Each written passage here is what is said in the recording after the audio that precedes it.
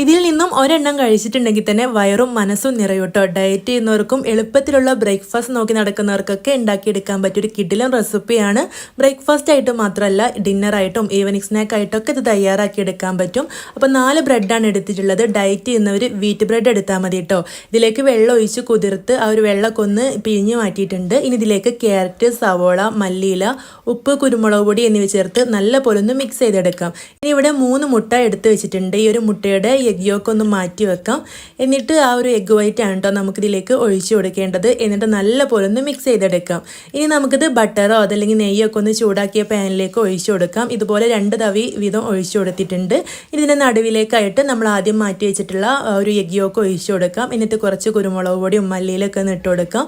നല്ല ടേസ്റ്റി ആയിട്ടുള്ള നല്ല ഹെൽത്തി ആയിട്ടുള്ള ഒരു ബ്രേക്ക്ഫാസ്റ്റ് റെസിപ്പിയാണ്. നിങ്ങൾക്ക് ഇഷ്ടമായിട്ടുണ്ടെങ്കിൽ ലൈക്ക് ചെയ്യാനും ഫോളോ ചെയ്യാനും മറക്കരുതേ.